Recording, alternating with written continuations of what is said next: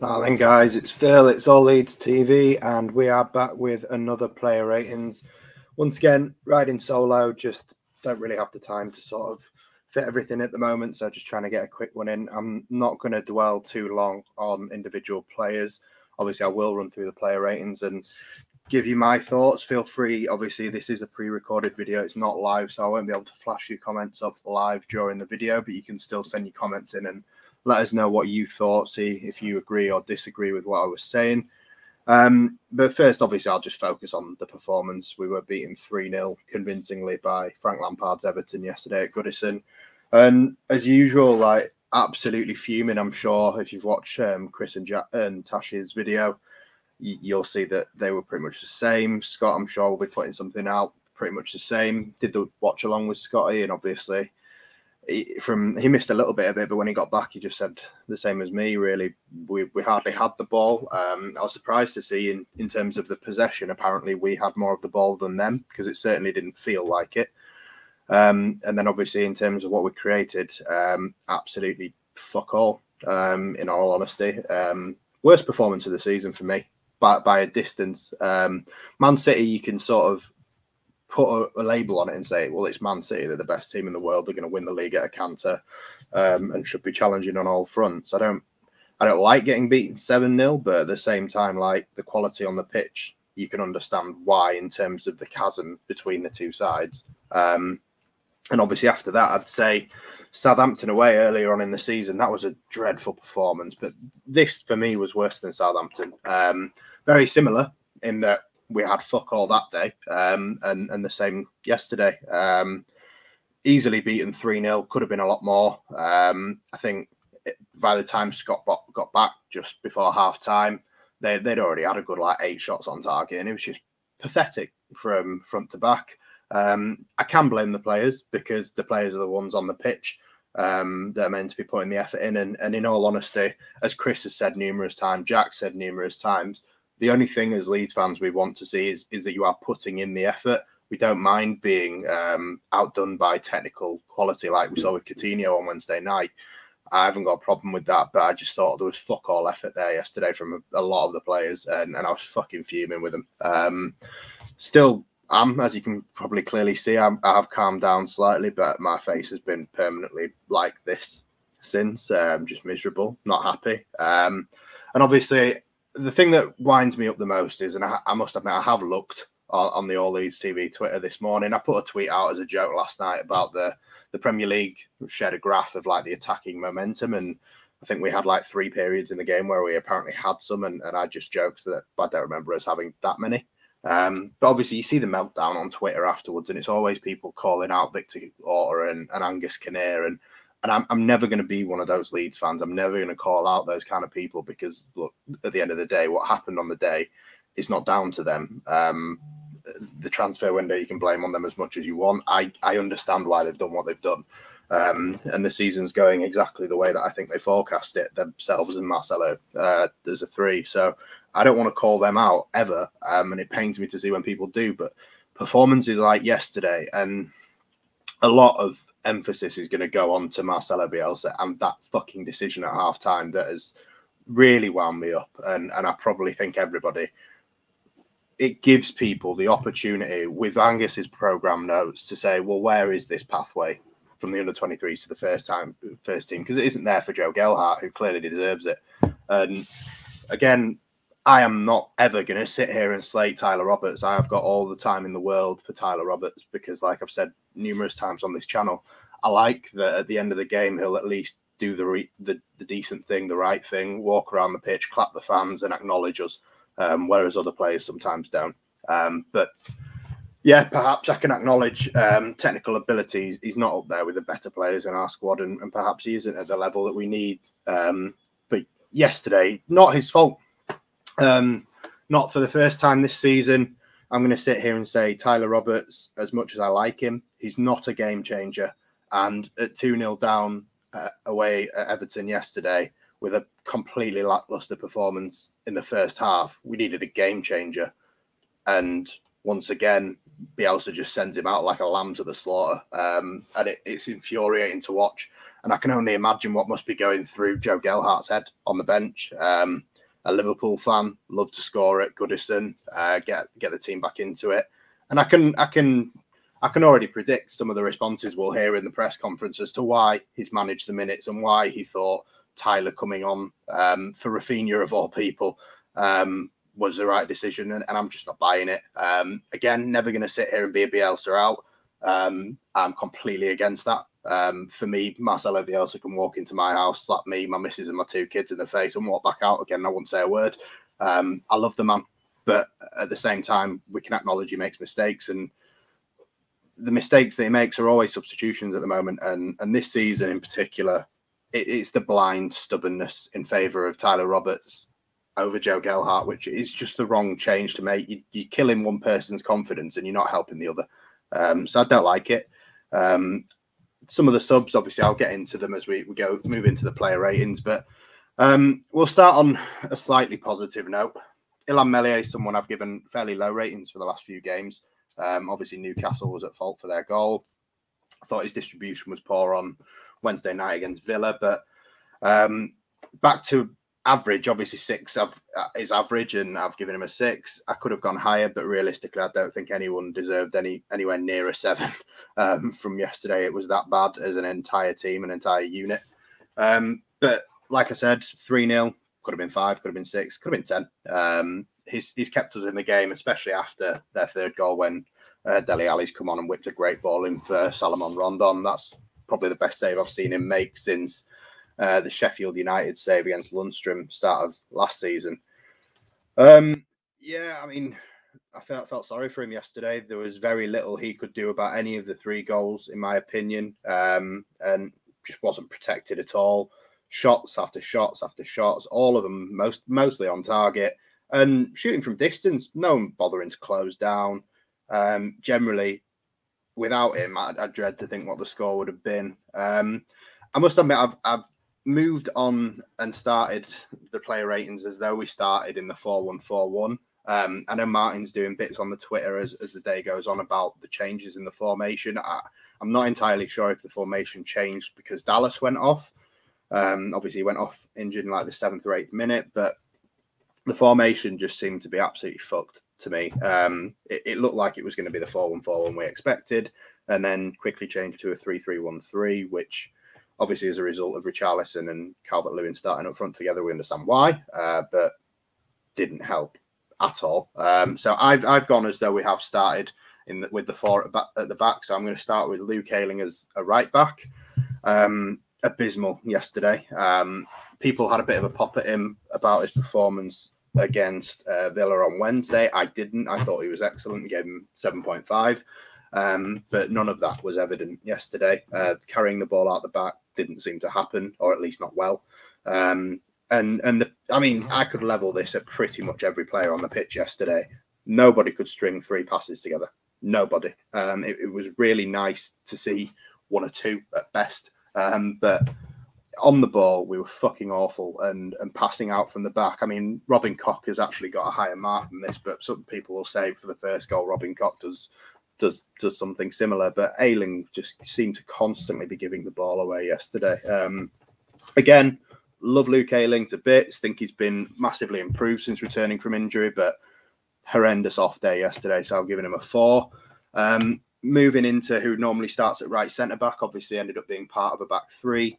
Diego Llorente, same as Luke Ayling, really. And I can't pin any of the goals on him. I'm not going to try. But I think he does well to an extent for their first goal in that he stops Calvert-Lewin getting the tap-in, but obviously just can't get it far enough away to allow the tap-in for Seamus Coleman. And then obviously not his fault for the second one. Weirdly enough, that's the man who I'm going to move on to next. Pascal Stroke actually getting beaten in the air for Michael Keane's header. And then obviously the 3rd goal, same shit, different day. Just can't even be asked going into him anymore. But Llorente, I've given him 5. Pascal, slightly higher, I thought, in general. Over the 90 minutes, he defended better than the other 2 at the back. But still was beaten in the air by Michael Keane for their goal. So some people might even have gone lower than Llorente, but I've gone 5.5. One person that gets away with a lot from yesterday because he limped out after 7 or 8 minutes, Stuart Dallas. just giving him a 6. Average, started the game on a 6, didn't do anything right or wrong, didn't have time. But we will obviously move on to the subs at the end, and I'll get into his replacement, who I hope people aren't going to disagree with me, but I was really not convinced by. So we'll get to that. The third of the 3 centre-halves, Robin Koch, again, like I said, for the first goal, does give the ball away. It is, unfortunately, him that gives the ball to Calvert-Lewin, and then obviously they move forward. And to be fair, Anthony Gordon does really well in that goal. I know he doesn't get the assist, but he's the one that plays the ball through to Van der Beek. And as Mike pointed out on the big match preview, he was a danger man for them all day, and it was Ayling that was meant to be marking him and failed numerous times.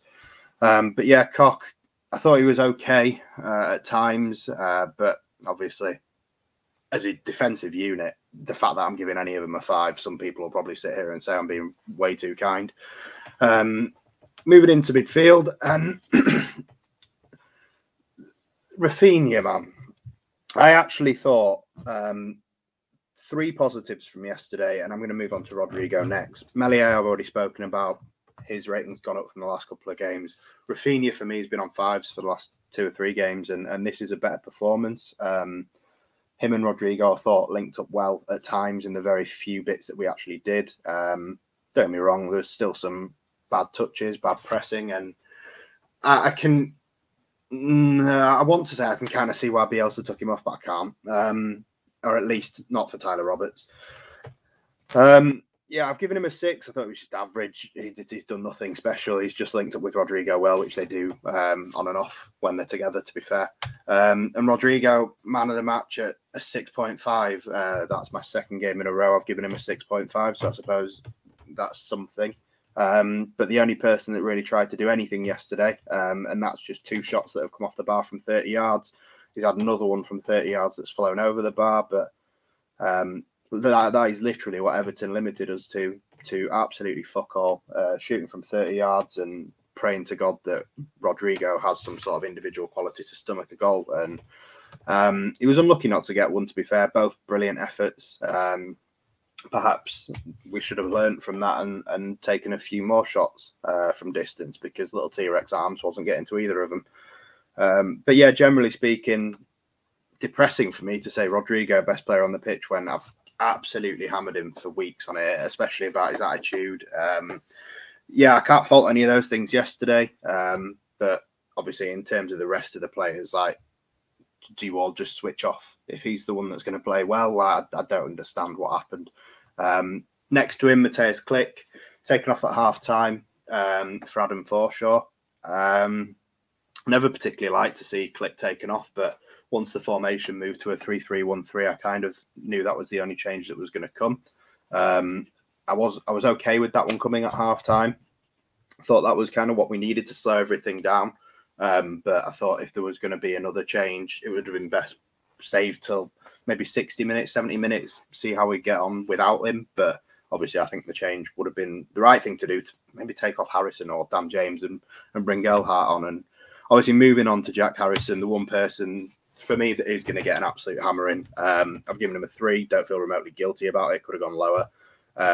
Fucking terrible yesterday. Love Jack Harrison. Start of the season, I actually would have said my favourite player. He's had a terrible season. He's had a good month of January to sort of pick himself back up, but that performance yesterday is equally one of the worst I've ever seen from him. First touch abandoned him again at times, but his crossing, absolutely fucking terrible. There was maybe 3 or 4 in a row, straight off the first man, back out for a throw-in. And then the ones that do go through just go all the way out for a throw-in. He never looked like creating anything yesterday. And just the passing that I've praised at times when Firpo's been in behind him, and 𝐾𝐿 and the 3 of them have combined and done the whole 3rd-man run, perhaps with Stuart Dallas as well. Obviously, people are doubling up on Raphinha, and it makes it really difficult for us to attack down the right. So we focus a lot of our attacks at times down the left. And yesterday, we created 0 shots on target. So I think that sort of tells you a lot. People might have someone that they want to single out more, but for me, I'm going Jack Harrison, worst player on the pitch. Not sorry.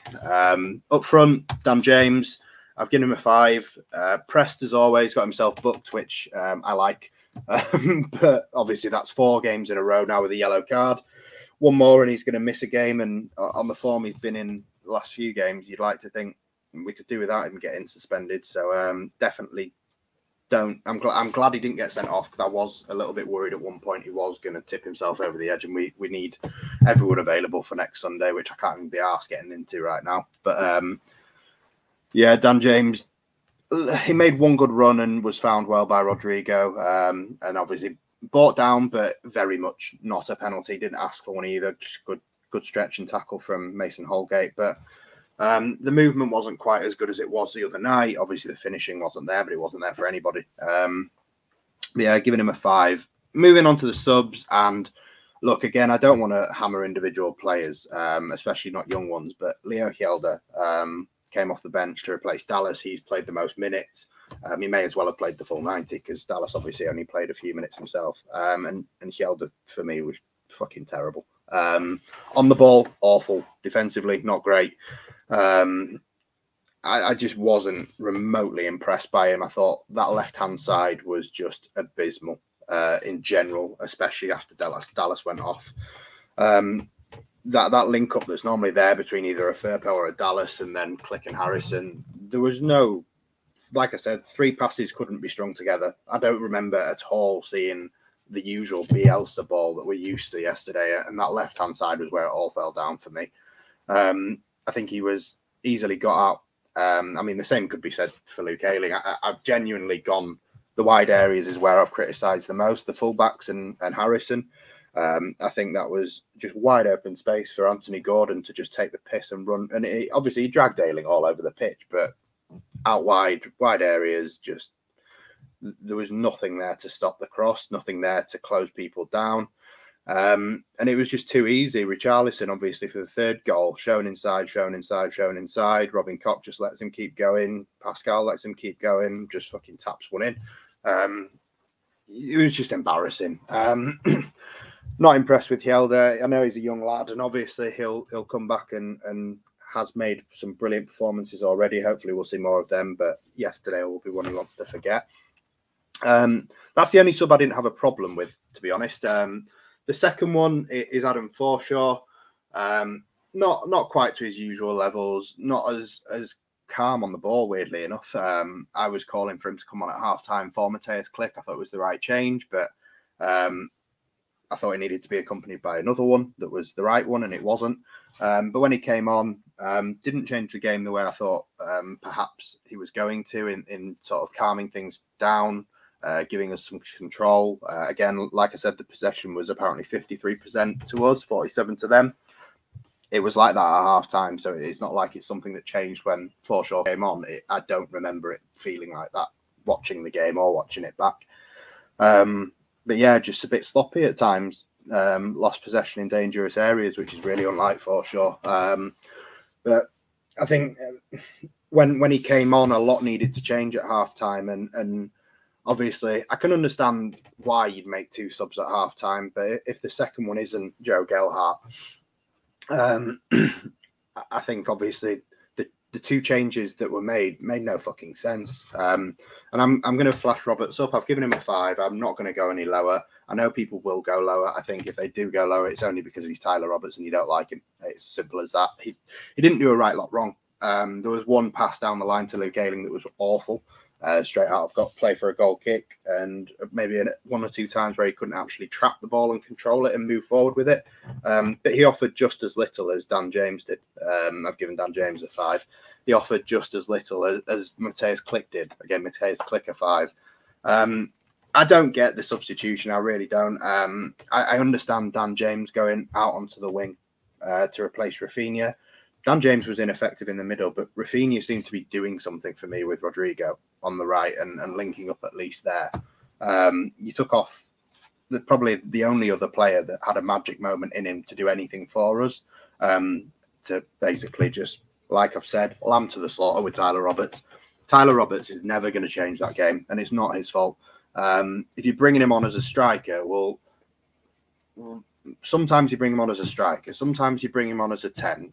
You don't seem to know where you're going to bring him on. And when you do bring him on, what is it you're asking for him? To press. Well, Dan James presses. Dan James was on a yellow card. He could still fucking press. He managed fine. So it's not like he was brought on over 𝐘𝐎𝐓𝐇 for a goal. It was for the press. Like, we were fucking 2-0 down. I think at 2-0 down at half-time, Bielsa's basically just gone with those 2 subs, damage limitation. Again, Frank fucking Lampard. Like, we managed to make one of the most tactically inept managers in this league look like fucking Pep Guardiola. And it was embarrassing. If I was in the stand yesterday, I'd be wanting my money back from that performance. But a lot of people will leave the stadium, as always, bitching about Tyler Roberts. And I feel sorry for him because, like I've said, it's not his fault he's being set up to fail. The right change to make, which I'm sure everybody has said, Joe Gelhardt should have come on. I don't think that Raphinha should have come off. And we could have carried the ball a bit. We could have taken some fight to them. And Roberts was never going to do that. And it's not fair on the players to keep fucking flogging this dead horse and just continually leaving them in a position where they have no option other than to fail. So, yeah, I haven't given a rating to Marcelo Bielsa, but my dad texted me at full time to ask me what I'd give him out of 10, and I said 0 at the time. I've probably calmed down slightly now, and it's gone up to a 3 level with Harrison. But the tactics were wrong, and the substitutions even more wrong. I think Marcelo Bielsa is the greatest coach of this generation. I adore the man. I love everything he's done for Leeds United. But in terms of his decision making, at times I question whether he is a great man manager in terms of picking how to. I know he loves his system. He loves his dedication to either the 4-1-4-1 or the 3-3-1-3, and he believes in that a lot. And the whole plan A is plan A, and you just do plan A better. There is no plan B. I like that. I'm not going to level that as a criticism to him because I can see why you would do that. How do you motivate your players if you don't believe in the plan yourself? That's kind of the message behind not having a plan B. So I get that. But in terms of, like, we've all played FIFA, we've all played Football Manager. We all know if a player's not playing well, that's the person that perhaps we should bring off. And it's not, I understand the necessity to want people to play numerous different positions. And once Stuart Dallas comes off, you've lost your utility man that can swap places so he can fuck around with the subs. But I always take it back to the playoff semi-final against Derby. You've got Berardi, who is a walking red card, and we love that about him, but he's on a yellow card. And you have Pontus Jansson, in Bielsa's words, the best defender at the club, who was about to be sold, on the bench. And he lets Berardi get sent off, and we therefore go on to lose. That's bad management. In-game management, and you can see it with the way some of the other teams play, and they know that we are honest. We are the way that Bielsa is. The team reflects him. We're not going to time waste if we're 1-0 up. We've got Ayling that will do the Ayling flop, but we don't basically tend to do some of the shithousery that a lot of the other teams in this league manage to do, and we don't play for VAR. We don't play for penalties and fouls all the time and try and get people booked. Maybe Llorente's starting to do a bit more of that, but realistically, we're not that team. We reflect our manager, and I think that's a weakness. I think the substitutions and the choices are a weakness. I think when you're the opposition team at this point in the season, and look, people will always bring out the stats on Tyler Roberts, and no games changed in 2 years as a sub. No goals, no assists, no nothing. And you've seen on Match of the Day Joe Gelhardt scoring as a late sub against Chelsea, against Wolves, winning the penalty, and seeing the stats on him. It's not just us anymore. If you're Frank Lampard and Everton, seeing Tyler Roberts warm up and come on at half time with Forshaw, we've used all 3 subs before the 46th minute. So after that, a team that wasn't particularly kicking us very hard before have started absolutely flying into challenges. In all honesty, if I'm at Ellen Road and I see a team make 3 subs, I'm starting to chant "fuck them up, get into them," because you can. Just so many different weaknesses to me in game, and that's not something that's going to change. It's not something I expect to change. But when it goes well, we'll all sit here and praise him and say he's a genius, which I still believe he is. I still would never really think it's a good idea to get rid of him. I think with this crop of players and the injuries that we have, there is no man that could do a better job. And like I said, the greatest coach of his generation for me. But the in-game decisions are costing us points. And it pains me to see that those kind of decisions, like the preferring Tyler over Joe Gelhardt, it undermines what 𝐾𝐿 said in his programme notes, and it undermines the transfer strategy where we've gone out and bought no one based on that pathway. And then it also undermines himself in that it gives people that are very eager at the moment this season with the way we've played at times to have a pop, and it gives people the chance to say Bielsa out. And I've always been in the camp that Marcelo Bielsa still stays next season. I'm not worried that he leaves because I think the connection with the fans is what keeps him here, and we still sing his name. But obviously Bielsa out trending on Twitter, I think, is the thing that sees him go once the fans turn on him. And Scott was saying yesterday, if we play like that against Man United, that could be where that begins. Petrifies me. I don't want him to leave. But I think performances like that and decisions like that he's not daft.